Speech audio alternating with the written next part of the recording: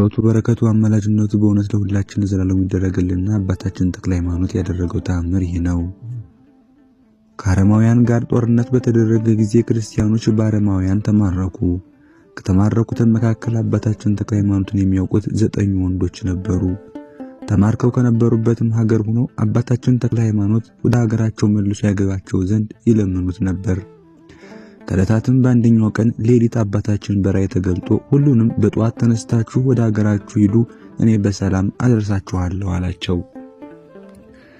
በእግዚአብሔርም ፍቃድ ሌሊቱ በነጋ ጊዜ 9 ሰዎች ተገናኙና ከነሱ መካከል አንዱ ወንድሞቼ ሆይ ስሙኝ ልንገራችሁ፣ በዚህች በዛሬቱ ሌሊት የሀገራችን የሆነ አንድ ጻድቅ ሰው ይኸውም አባታችን ተክለ ሃይማኖት ነው፣ በጧት ተነስተህ ወደ ሀገር ሂድ፣ እኔ በሰላም አደርሳለሁ አለኝ አላቸው።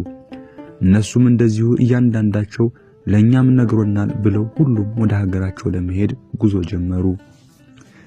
በጎዳናም እየሄዱ ሳለ እንደነሱ የተማረኩ 41 ሰዎችን አገኙና ከነሱ ጋር በቁጥር 50 ሆነው ጉዟቸውን ቀጠሉ።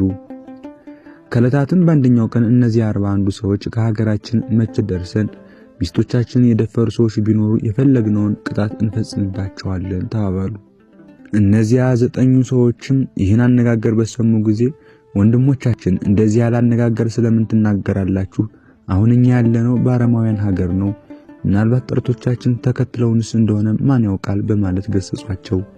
ይህንንም እያሏቸው ሳለ ከሰማይ እንደ ነጎድጓድ ያለ ድምጽ ተሰማ። ከዚያም የዘንዶ የነብርና የአንበሳ መንጋዎች ይበሏቸው ዘንድ ከበቧቸው። በዚህም ጊዜ ክቡር አባታችን ተክለ ሃይማኖት በአካል ወይም በገሃድ ተገለጠና እረኛ በጎችን ከፍየሎች እንደሚለይ 9 ሰዎች ለብቻ ለያቸውና 41 ሰዎች እነዚህ አራዊቶች በሏቸው። ከዚያም በኋላ አባታችን ተክለ ሃይማኖት እነዚህ 9 ሰዎች ፈጥናችሁ ውጡ፣ እነሆ በእነዚያ ከሃዲ ላይ ከመጣው መዓት እግዚአብሔር አድናችኋልና አላቸው።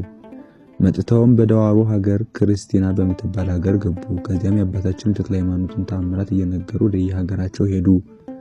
ይህንንም ተአምር ከነሱ መካከል አንዱ ወደኛ መጥቶ ነገረንና ጻፍነው። ጸሎቱ በረከቱ አማላጅነቱ ለዘላለም በእውነት ይደረግልን አሜን።